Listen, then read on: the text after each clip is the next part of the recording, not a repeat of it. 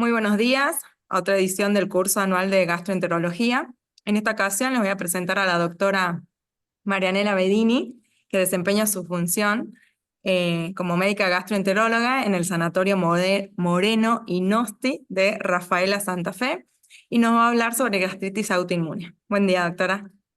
Bueno, buenos días, muchas gracias Euge, buenos días a todos. Quiero agradecer profundamente la invitación a participar de todo el comité organizador y especialmente a a mi amiga Erika Valdivieso y a todos los amigos que tengo en Salta, así que me hubiera encantado poder estar ahí con ustedes. Lamento mucho que sea virtual, pero bueno, vamos a tratar de sacarle el máximo provecho y espero que disfruten tanto como yo disfruté preparar esta charla para ustedes el día de hoy. Así que si les parece, vamos a comenzar a compartir. Muy bien.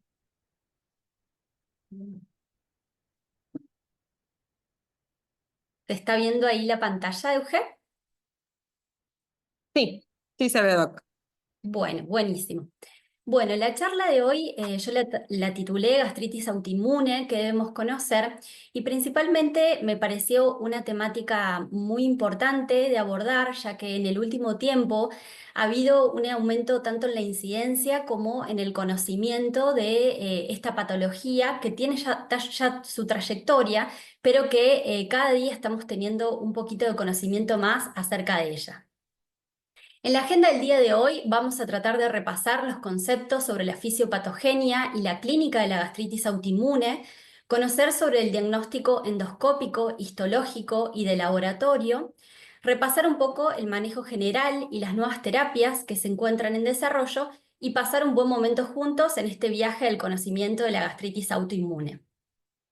A manera de introducción, sabemos que la gastritis autoinmune es una patología crónica, sistémica, órgano específica, y esto es así porque los síntomas no solamente se remiten a la parte digestiva, sino que tiene una gran cantidad de manifestaciones neurológicas, hematológicas e inclusive gineco-obstétricas, en donde ha habido en este último tiempo un franco aumento en la incidencia y que la reconocemos como una condición preneoplásica tanto para el desarrollo de adenocarcinoma como de tumores neuroendocrinos. Por lo tanto, poder conocerla y detectarla tiene francas implicancias en la morbimortalidad de nuestros pacientes. Y como venimos conversando, en este último tiempo ha habido un avance tanto en los conocimientos como en los conceptos de la misma. Pero la historia de la gastritis autoinmune es muy apasionante, ya que es una patología que si bien estamos nombrando que tiene este avance en el último tiempo, comenzó todo desde hace mucho tiempo, donde en los primeros inicios de esta enfermedad empezaron a notar que existía un tipo de anemia que se denominaba perniciosa y que era fatal. Sin embargo, el desarrollo en el conocimiento y poder atribuirla a un déficit de vitamina B12 y de factor intrínseco llevó inclusive a que estos doctores tengan reconocimiento a nivel internacional con premios Nobel, pero fíjense que pasaron 100 años hasta poder realizar una biopsia gástrica y comenzar a conocer los anticuerpos que están asociados, y aún hoy en día seguimos teniendo aportes sobre su fisiopatogenia y futuros target terapéuticos en ello. Entonces, a manera de definición, decimos que es una condición autoinmune órgano específica en donde existe una destrucción y una atrofia de la mucosa gástrica del fondo gástrico.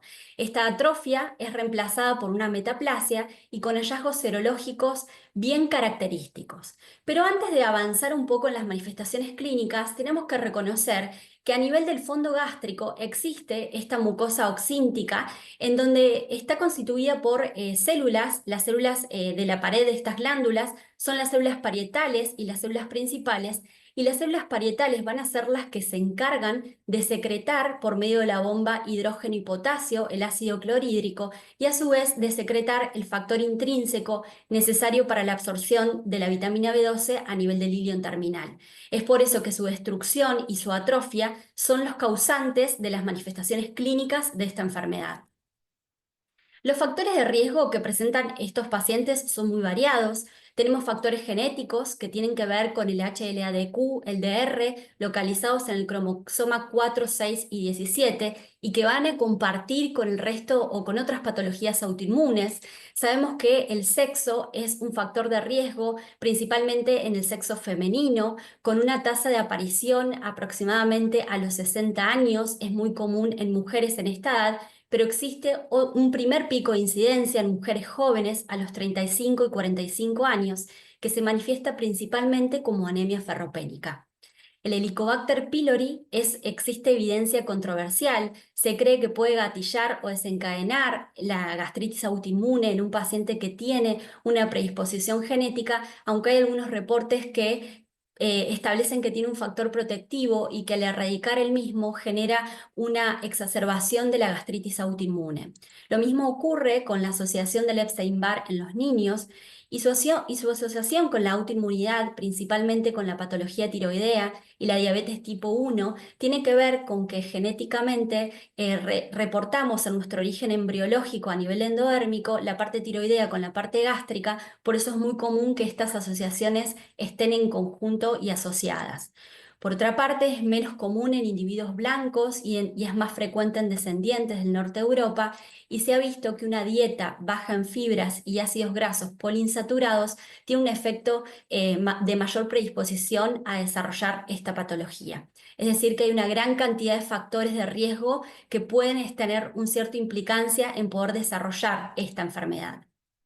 Como venimos conversando, los estudios de epidemiología y prevalencia son muy variables, y esto ocurre porque en los diferentes estudios a nivel mundial no comparten todos ellos los mismos criterios para definición o los criterios de inclusión. La mayor parte de ellos se basan en un diagnóstico histológico con toma de biopsias, pero no están unificados a nivel mundial. Se cree que en una población general tiene una prevalencia que va del 0,5 al 4,5%, pero actualmente existen reportes de que hay un aumento de la misma. Y esto tiene que ver con varios factores, principalmente con que realizamos promoción de endoscopías de control de una manera mucho más frecuente, empezamos a tener un mayor interés los endoscopistas en buscar esta patología. Empezamos a estratificar más a los pacientes que tienen riesgo de cáncer gástrico y los empezamos a estudiar más. Realizamos exámenes un poco más detallados en aquellos pacientes que vienen por una anemia por déficit de hierro, macrocitosis y enfermedad tiroidea. Y muchas veces también realizamos una revaloración de la mucosa gástrica en aquellos pacientes que persisten con infección por Helicobacter pylori pese a la erradicación. Dentro de la fisiopatogenia, como toda patología autoinmune, existen una base genética en donde en una condición o en un gatillo medioambiental se genera esta desregulación de la respuesta autoinmune.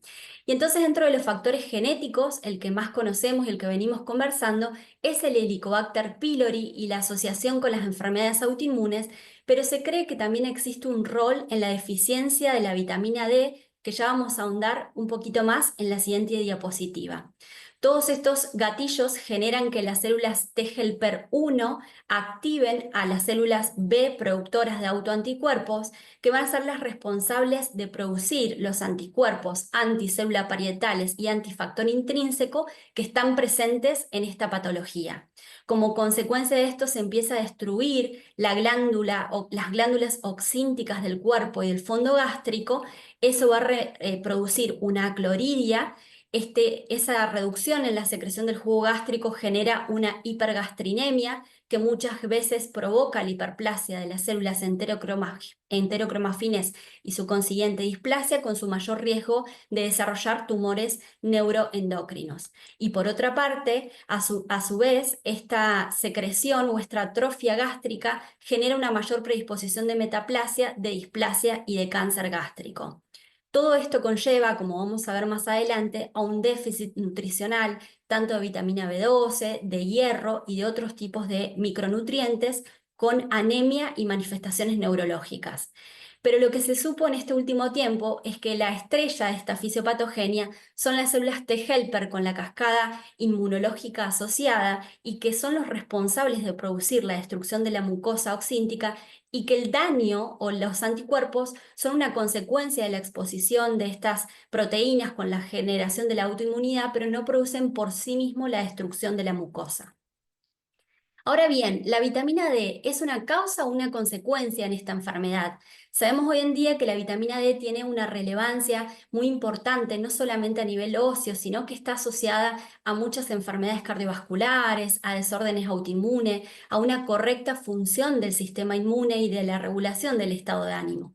Como venimos conversando, al afectar la secreción del jugo gástrico, esta cloridia va a generar un déficit de hierro y como consecuencia de eso también se produce un déficit de vitamina D.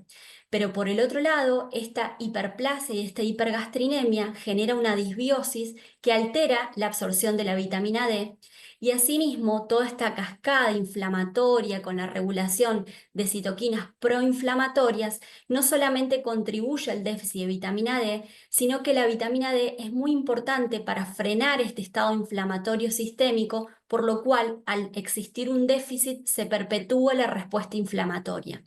Toda esta cascada inflamatoria va a ser muy importante porque hoy en día existen muchos targets y terapias en desarrollo para valorar si existe alguna posibilidad de tratamiento de la gastritis autoinmune dentro de estos hitos inflamatorios.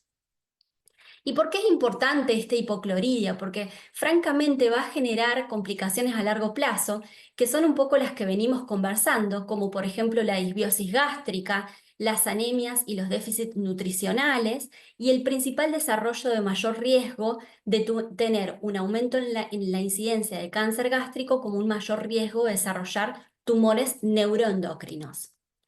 Sabemos que la gastritis atrófica, ya sea por el Helicobacter pylori como por una gastritis autoinmune, es una condición preneoplásica y corresponde al primer paso de la cascada preneoplásica que va a llevar a la progresión al adenocarcinoma.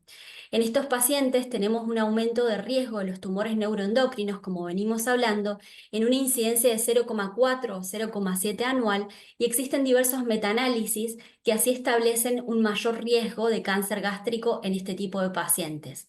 Ahora bien, el rol de la infección del Helicobacter pylori y su asociación con la gastritis, existen controversias si esta infección va a favorecer en su estado inflamatorio crónico, va a generar una disregulación inmune. Estos nitritos por la disbiosis van a conllevar una hiperplasia de las células stem por la hipergastrinemia como consecuencia de esa acloridia. Sabemos que el cáncer gástrico en el último reporte del Globocan es el quinto en incidencia y el quinto en mortalidad, y que está íntimamente relacionado con la infección por el Helicobacter pylori. A nivel mundial es una patología frecuente y Argentina no escapa de ello, si bien no es nuestro cáncer principal, pero se reportan de 6 a 7 casos cada 100.000 habitantes, con una supervivencia baja de 5 años del 15 al 30%, lo cual nos habla de que es habitualmente un cáncer que diagnosticamos en estadios avanzados. En este estudio que salió en este año, en el 2024, es un estudio de corte monocéntrico que valoró la historia natural de la gastritis autoinmune en una media de 18 años. Y si bien no se reportó en este estudio una incidencia de adenocarcinomas, lo que sí se pudo valorar es que hubo una tasa de progresión a tumores neuroendocrinos y a displasia epitelial de 1,8 por cada 100.000 pacientes, y que hubo una progresión de los pacientes con un estadio 0 o potencial gastritis autoinmune a una gastritis autoinmune manifiesta, principalmente en el sexo masculino. Es decir, que existe una progresión en el paso del tiempo, que ya vamos a hablar cómo tenemos que controlar en aquellos pacientes potenciales de gastritis autoinmune. Como hablamos, existe un mayor riesgo de adenocarcinoma en este tipo de pacientes que la población general, y está íntimamente relacionado principalmente en el adenocarcinoma con la edad. El factor de riesgo predominante es la edad, seguido de la presencia de metaplasia intestinal sin metaplasia pseudopilórica y de anemia perniciosa, mientras que el principal factor de riesgo para desarrollar un tumor neuroendocrino es la presencia de anemia perniciosa. Es decir, que la anemia perniciosa, así como la atrofia, es una condición preneoplásica en donde hay diversos metaanálisis que se han desarrollado de este metaanálisis de 14 estudios en diversas partes del mundo, Estados Unidos, Japón, Finlandia, China, Portugal, Italia, en donde pudieron corroborar que la anemia perniciosa se asocia con un riesgo de 2,8 veces más de cáncer gástrico versus en aquellos pacientes que no tienen anemia perniciosa. Y esto va a ser muy importante porque nos va a definir la conducta de vigilancia al momento de que hagamos el diagnóstico de la misma cuando vamos a realizar el primer control. Ahora bien, ¿cuál es el rol? Nosotros decimos que este hipocloridria va a generar una alteración de la disbiosis y una microbiota. Sabemos que la microbiota gástrica es de difícil valoración, ya que el 80% de los microorganismos no son cultivables y que la microbiota gástrica está íntimamente relacionada tanto con la microbiota oral como con la microbiota intestinal. Si bien hay ciertas patologías en donde se pudo ver predominancia de determinados patógenos, en la gastritis autoinmune se pudo determinar que existe una mayor diversidad de microbiota y principalmente una mayor proporción del Streptococcus. Pero la microbiota por el momento no es nuestro punto de llegada, sino un punto de futura investigación en donde se necesitan estandarizar técnicas y muestras gástricas, considerar factores confundidores y quizás plantear estudios longitudinales multicéntricos acerca del rol de la microbiota en la carcinogénesis gástrica. A nivel de las manifestaciones clínicas, como nombramos inicialmente, es una patología sistémica donde vamos a tener síntomas gástricos y síntomas extragástricos definidos tanto por las enfermedades autoinmunes, por las manifestaciones hematológicas y por los déficits nutricionales consecuentes, tanto de vitamina B12 con su consecuente neuropatía, síntomas psiquiátricos y alteraciones en la fertilidad, como el resto de los déficits de los micronutrientes. Dentro de la clínica digestiva, que es quizás lo que más frecuentemente podemos ver en el consultorio, no debemos olvidar que estos pacientes en una alta proporción son asintomáticos y que el 56,7% de las mujeres refieren dispepsia. Principalmente son mujeres de edad entre 35 y 45 años que no tienen anemia o que tienen anemia ferropénica y que refieren síntomas como por ejemplo plenitud postprandial, saciedad precoz y que van a tener que ver con que en este tipo de pacientes existe en un 80% un retraso en el vaciamiento gástrico como consecuencia de la alteración en la motilidad gástrica por estos estados de hipergastrinemia.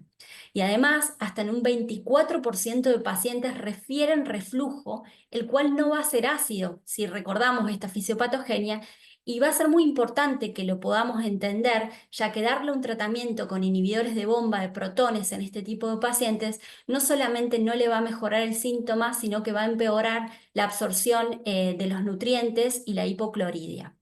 Así, asimismo, pueden referir también epigastralgia, dolor abdominal inferior, bloating y alteración del tránsito intestinal como constipación y diarrea y síntomas sugestivos de SIBO. Dentro de las manifestaciones extradigestivas, hasta en un 37% refieren o presentan manifestaciones hematológicas, principalmente la anemia macrocítica, que se dan en estadios avanzados. También pueden existir macrocitosis sin anemia, anemia por déficit de hierro, y este es un concepto que a mí me parece muy trascendente porque muchas veces vemos en el consultorio mujeres de edad joven con anemia ferropénica y no encontramos una causa y quizás puede ser el inicio de una gastritis autoinmune, por lo cual tenemos que estar advertidos y comenzar a pensarla más y a pedir anticuerpos y valorar más las endoscopías y la toma de biopsia para ver si realmente puede corresponder a esto o no. También presentan o pueden presentar anemia hemolítica, pancitopenia, reacciones leucemoides y trombocitosis asociados a estados de hiperhemocisteinemia.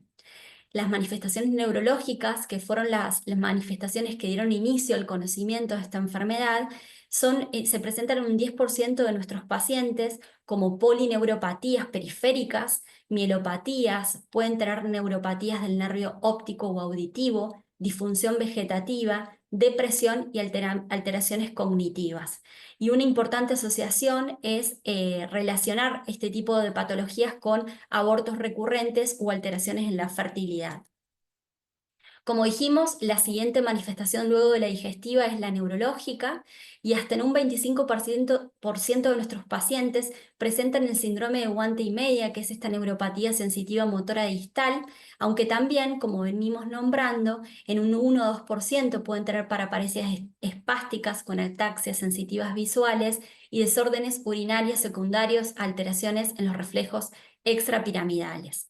Es importante también porque esta patología, al ser una patología sistémica, nos convoca a trabajar de manera multidisciplinaria con los hematólogos y con los neurólogos para poder tanto tratar como diagnosticar a esta enfermedad.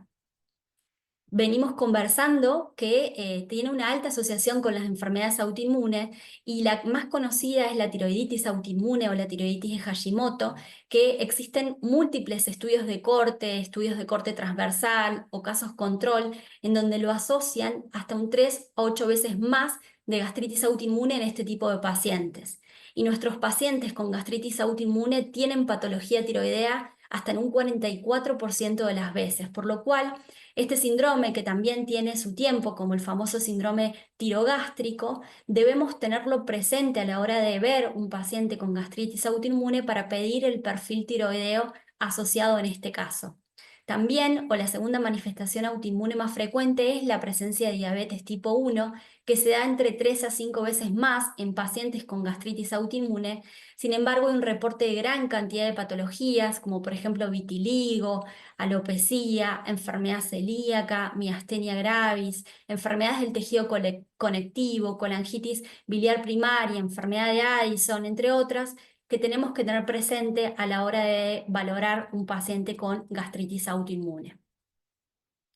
Estos micronutrientes no solamente nos van a dar manifestaciones, como decimos, en el caso de la vitamina B12, hematológicas, gastrointestinales y neuropsiquiátricas, sino manifestaciones en otros niveles. Lo que venimos recalcando acerca del déficit de hierro y que se da como consecuencia no solamente de el SIBO, sino también de que algunos de estos pacientes tienen lesiones erosivas, que a veces presentan coinfección con el Helicobacter pylori y que en estos estados inflamatorios sistémicos se produce una ausencia de la síntesis de abscindina y genera una anemia concomitante, que generalmente es microcítica. A su vez, el déficit de vitamina C, como consecuencia de estos estados de acloridria y de SIBO concomitante, pueden tener un efecto a nivel de nuestras defensas, a nivel de la inmunidad y de la síntesis y de proteínas. Con respecto al metabolismo fosfocálcico, tanto del calcio como de la vitamina D, que se generan como consecuencia del estado de acloridria, de SIBO, no solamente van a generar osteoporosis y osteopenia, sino que también pueden generar el hiperparatiroidismo secundario y alteraciones a nivel de la inmunidad con mayor riesgo de enfermedades autoinmunes, como venimos hablando acerca de la vitamina D. El diagnóstico de esta patología incluye varias como patas sobre la mesa, ¿no? Tenemos síntomas que venimos ya hablando ampliamente de ellos. Una vez que tenemos estos síntomas y que empezamos a sospechar, vamos a solicitar un laboratorio y una posterior endoscopía con toma de biopsias. Pero como sabemos, es una enfermedad subestimada en donde muchas veces el retraso medio de diagnóstico es de 14 meses. Y esto nos invita a pensarla y a tenerla más presente en todos estos escenarios clínicos. Vamos a confirmar esta patología cuando tenemos hallazgos de anticuerpos histológicos y endoscópicos, que enseguida vamos a hablar. Vamos a tener una sospecha cuando hay solamente hallazgos endoscópicos o histológicos. Podemos encontrar en ciertas anatomías patológicas histologías que nos hablen de fases tempranas, y el que quizás me gustaría que pensemos un poco más es el potencial gastritis autoinmune, en donde vamos a tener solamente presencia de anticuerpos positivos. Pero cuando hacemos una endoscopía, y no solamente una endoscopía de gastritis autoinmune, lo primero que me gustaría que nombremos en 2 minutitos es que debemos asegurarnos o comprometernos con realizar endoscopías de calidad que tienen que ver con un correcto valoración en tiempo. Sabemos que endoscopistas que valoran el tubo digestivo alto en más de 6-7 minutos tienen una mayor tasa de detección de metaplasia intestinal, con una correcta limpieza, con una sistematización gástrica continua, la que ustedes elijan. Esta es la sistematización, el SSS de los japoneses, que corresponde a 22 imágenes a nivel de la cavidad gástrica, pero ustedes pueden elegir la sistematización que les resulte cómodo para poder asegurarse de valorar todos los hitos y la cavidad gástrica. A su vez, asegurarnos de tener una correcta tecnología, tanto con HD como con luz blanca y cromoendoscopía, y realizar una correcta fotodocumentación de todos los puntos a valorar. Desde el año 1969, Kimura y Takemoto hicieron un score para valorar el grado de extensión de atrofia desde el antro hacia el cardias, y ya pudieron ver que aquellos pacientes que tenían atrofia de grado O3, es decir, más distales a nivel antral, tenían mayor riesgo de desarrollar adenocarcinoma a nivel gástrico. Es por esto que es muy importante que también a la hora de tomar biopsias realicemos el protocolo de Sydney, que consiste en tomar 2 biopsias a nivel antral, 1 o 2 centímetros del antro en curvatura menor y mayor, una tercera a nivel de la incisura angularis y 2 a nivel del cuerpo gástrico, para poder valorar y poder sacar los scores histológicos tanto del Olga como del Holguín de la mano de nuestros patólogos.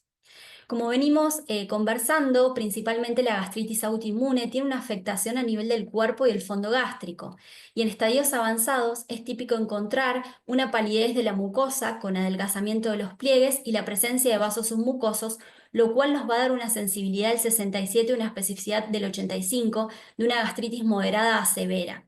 Si bien la luz blanca es muy buena para la detección de gastritis, la cromoendoscopía nos permite muchas veces ver con mayor detalle las anormalidades mucosas.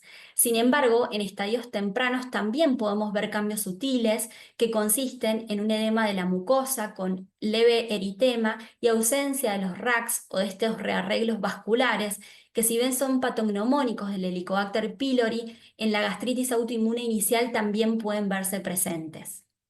Como hallazgos secundarios podemos encontrar pseudopólipos de mucosa oxíntica. Muchas veces el aspecto de la piel gástrica puede ser de una piel desechada o lastimada, la presencia de pólipos inflamatorios y la presencia de un moco adherente hasta en un 32,4% de los pacientes, principalmente relacionados con cánceres gástricos tempranos.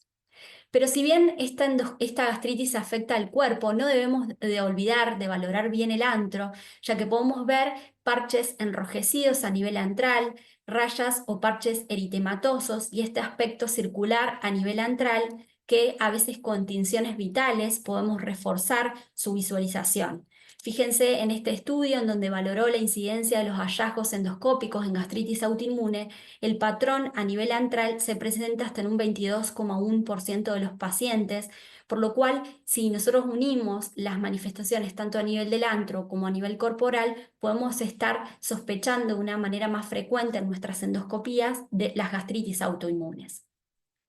Y si realizamos endoscopía de imagen avanzada, que consiste en magnificar y utilizar técnicas de cromoendoscopía, si bien esta imagen es una imagen de metaplasia intestinal asociada a infección por Helicobacter porque afecta a nivel antral, dentro de la histomorfología o la magnificación podemos encontrar en toda metaplasia intestinal el signo de la cresta azul, que es este color azulino en el borde del ribete de la metaplasia intestinal, que tiene una elevada sensibilidad y especificidad para metaplasia intestinal, como así también la presencia de los WOS, que es esta sustancia blanquecina que tiene una especificidad del 100% de metaplasia intestinal, si bien puede encontrarse en otras patologías.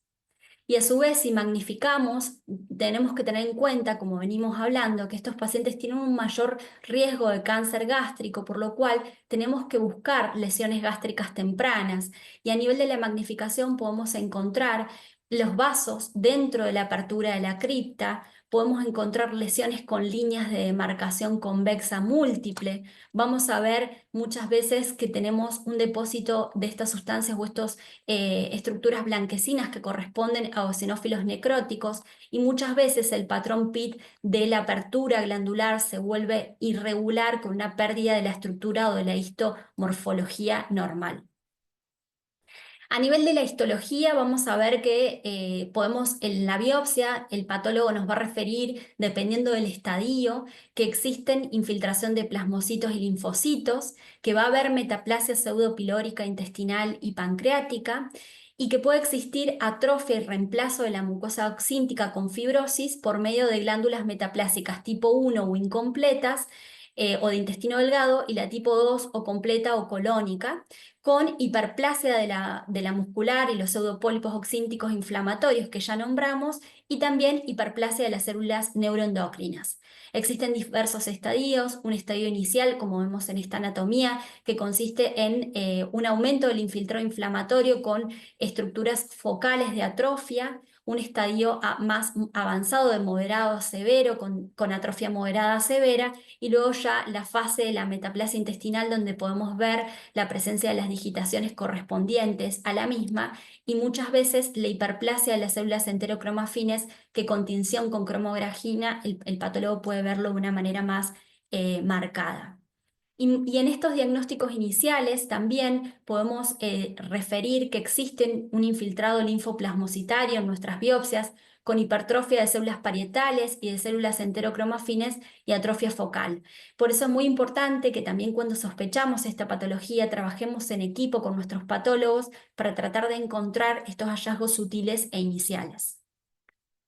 A nivel del laboratorio vamos a pedir anticuerpos, vamos a tratar de ver si podemos valorar la funcionalidad gástrica, el rol de la cromogragina A, y siempre tenemos que pedirle un perfil nutricional con hemoglobina, volumen corpuscular medio, perfil de hierro, vitamina B12, calcio, vitamina D y vitamina C. Esto después, si quieren, se los dejo, pero básicamente estos pacientes van a tener anticuerpos de células parietales altos, que son altamente sensibles, pero poco específicos. Fíjense que pueden dar positivos hasta casi un 20% de pacientes sanos con Helicobacter pylori o con enfermedades autoinmunes. Estos anticuerpos van a disminuir con edad y conforme aumenta la severidad de la atrofia. Por lo cual, el antifactor intrínseco es quien toma rol en estadios más avanzados de atrofia, en estadios tardíos, con una sensibilidad y una sensibilidad baja y una especificidad del 98,6%. A nivel funcional, podemos ver que, como dijimos, el pepsinógeno 1 se secreta a nivel de la mucosa oxíntica, y este disminuye al afectarse el fondo gástrico a valores por debajo de 30. El pepsinógeno 2 no cambia porque es producido a nivel del antro y del duodeno, pero al disminuir el pepsinógeno 1 se nos altera la relación de pepsinógeno 1 y 2, que habitualmente tenemos en estados de atrofia un valor menor a 3, y la gastrina va a estar elevada porque existe una falta del feedback negativo en estos estados de hipocloridia. Y la cromogragina A también puede estar elevada, pero tiene una sensibilidad y una especificidad baja, por lo cual el uso rutinario en este tipo de pacientes está muy limitado. A nivel funcional, entonces, vamos o deberíamos combinar la utilización de estos test, tanto el pepsinógeno 1 como la relación del pepsinógeno 1,2 con la gastrina. En aquellos pacientes asintomáticos puede tener una sensibilidad y una especificidad del 100% para gastritis moderada y severa. Sin embargo, no hay algoritmos para estratificar qué paciente va a tener más riesgos de complicaciones.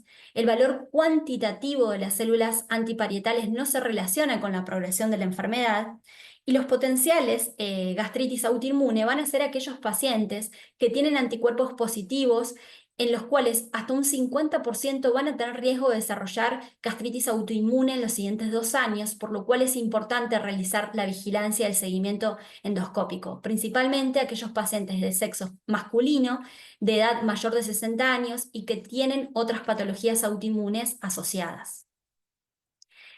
A manera de resumen, entonces, esta es la última evidencia que tenemos de la gastritis autoinmune. Como dijimos, el Helicobacter puede jugar un rol en la inducción y en la exacerbación. Hay una tasa anual de progresión de potencial a manifiesto hasta en un 10,9%, por lo cual estos anticuerpos anticélulas parietales jugarían un rol y debemos vigilar a estos pacientes. Podemos pedir un perfil de anticuerpos anticélulas parietales, gastrina y pepsinógeno 1,2 con vitamina B para identificar aquellos pacientes que tienen más riesgo de atrofia y metaplasia intestinal. Generalmente estos pacientes son asintomáticos, pero debemos pensarlo cuando hay síntomas como dispepsia o reflujo. Nuestra hipocloridia va a alterar la microbiota gástrica y en la gastritis va a existir una mayor diversidad de microorganismos. Debemos pensar esta patología en gastritis autoinmune con trastornos de fertilidad, abortos recurrentes o anormalidades congénitas, y no debemos olvidar que hay un aumento de incidencia de tumores neuroendocrinos y de cáncer gástrico y displasia, principalmente en pacientes mayores de 60 años, con metaplasia intestinal y con anemia perniciosa. Para finalizar, vamos a hablar un poquito del manejo general actual. Está indicado en aquellos pacientes que tienen síntomas sugestivos de SIBO evaluarlo y iniciar un tratamiento con rifaximina. No debemos dar, como conversamos, dar IVPs porque nos va a empeorar el déficit de hierro y la mala absorción. Sí podemos valernos del sucralfato, de proquinéticos o a veces de anti-H2 como última medida, pero principalmente el sucralfato y los proquinéticos pueden ayudarnos a resolver los síntomas digestivos. Es importante trabajar de mano con los hematólogos. Se sugiere pasar hierro endovenoso parenteral, ya que estos pacientes van a tener una franca alteración en la absorción. Y lo mismo ocurre con la vitamina B12 en una dosis de 1000 microgramos por 3 por semana durante 2 semanas, y valorar siempre tanto los depósitos de ferritina como o la respuesta a la vitamina B12 para definir las conductas posteriores.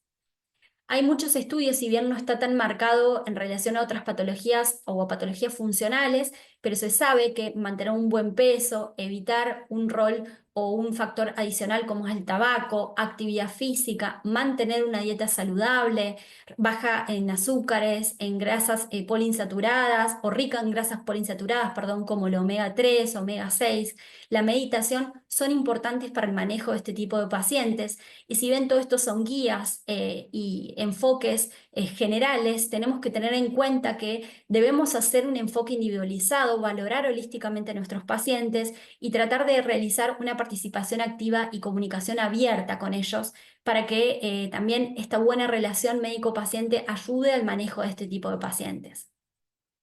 ¿Cuáles son las terapias de futuro? Y en general el primer reporte que hay de la terapia de los corticoides fue o data del año 1966, donde demostraron que darle corticoides a estos pacientes mejoraba la mucosa oxíntica.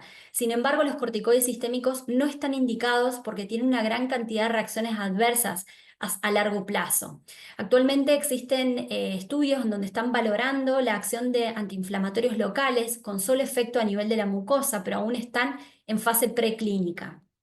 Por el otro lado, como terapias del futuro que se están valorando, existen agonistas del receptor de la grelina, como la tesamorelina, que mejoraría o tendría un rol en mejorar los síntomas de vaciamiento gástrico, como así también el rol en la modulación de la microbiota con probióticos, prebióticos e incluso trasplante de materia fecal podrían restablecer la homeostasis intestinal y mejorar los síntomas. Lo mismo ocurre con antagonistas del receptor de la neuroquina, que bloquearía ciertos neurotransmisores que están involucrados en la generación de los síntomas. Hay antagonistas del receptor de la gastrina, como el natsepide, que reducirían los niveles de cromogragina A y tendrían un rol en disminuir el número y el tamaño de los tumores neuroendocrinos. Y inclusive hoy en día se está valorando la realización de medicina de precisión por medio de targets genéticos en genes relacionados directamente con la secreción o la producción de ácidos. En el año 2022 salió un estudio que comparó y que determinó la mejoría de la mucosa gástrica al dar 300 miligramos al día de L-cisteína durante un año, pero aún están pendientes realizar estudios doble ciego para establecer conclusiones. Y con respecto a la cascada inflamatoria que venimos hablando, fíjense que este es un artículo que salió en junio de este año. Hay muchos interleuquinas o factores que están siendo estudiados y fármacos que están siendo estudiados para poder definir si tienen algún rol. Sin embargo, ninguno de ellos por el momento sale en las guías de recomendación. Pero toda la cascada inflamatoria podría ser un punto para valorar si actuar sobre ello tendría o no algún rol en el manejo de este tipo de pacientes. Como sabemos, la vigilancia endoscópica siempre tiene que estar y las guías del MAPS del 2019 de la ESGE establecieron que aquellos pacientes que tienen gastritis atrófica y metaplasia en el antro o en el cuerpo o solo en el cuerpo y que tienen historia de gastritis autoinmune, debemos realizar la vigilancia de cada 3 años. Y si estos pacientes tenían historia familiar de cáncer o algún factor de riesgo de cáncer adicional, como pertenecer a áreas endémicas, una dieta con tabaquismo o dietas ricas en sales, mejorar la vigilancia y acortarla a un periodo de 1 o 2 años. Y también que tener un Olga o un Olguín en un estadio 3 o 4 amerita la vigilancia endoscópica, por eso también es muy importante poder contar con estos scores a la hora del informe anatomopatológico. Tanto la guía europea como la británica y como la AGA y la AGE recomiendan realizar una vigilancia cada 3 a 5 años, salvo en los factores o en aquellos pacientes que tienen factores de riesgo donde las vigilancias debería ser mucho más cortita, de 1 o 2 años. Recordar que al año del diagnóstico de anemia perniciosa debemos realizar la vigilancia endoscópica e inclusive la AGA lo coloca a los 6 meses. Y existen algunos reportes de que si tenemos una infección con Helicobacter y sospechamos que hay una gastritis autoinmune, deberíamos erradicar y volver a valorar a nuestros pacientes, ya que existen reportes de casos en donde posterior a la erradicación del Helicobacter, la gastritis autoinmune empeora o se desarrolla en un lapso de tiempo posterior. 2 palabras de los tumores neuroendocrinos, ya que esto considero que amerita un capítulo aparte, pero es frecuente que en estos pacientes a nivel del fondo encontremos lesiones sésiles que corresponden en un 80 o un 90% a tumores neuroendocrinos, que son nódulos incidentales pequeños, menos de 10 milímetros, que tienen un bajo Ki, que son bien diferenciados, en donde las guías habitualmente recomiendan una vigilancia endoscópica cada 1 o 2 años, y si tienen un tamaño mayor, valorar con una econdoscopía si existen invasiones profundas o metástasis y indicar resección quirúrgica para aquellas lesiones mayores de 2 centímetros con invasión submucosa. Como mensaje final y reflexión de esta charla, me pareció importante recalcar que es una patología que debemos pensarla más y buscarla más para llegar a un diagnóstico más temprano, que tenemos que pensarla en mujeres de edad media con anemia ferropénica, que no debemos olvidar que es una enfermedad sistémica y que esto nos convoca siempre a realizar un trabajo multidisciplinario, que a la hora de valorarla tenemos que realizar un laboratorio completo con serologías y un perfil nutricional, sin olvidarnos del perfil tiroideo y de la diabetes, y que debemos comprometernos con optimizar y realizar endoscopías de calidad y posteriormente realizar un correcto seguimiento y vigilancia. Espero no haberlos aturdido mucho con la clase y les agradezco mucho por su tiempo y por haberme escuchado. Muchísimas gracias.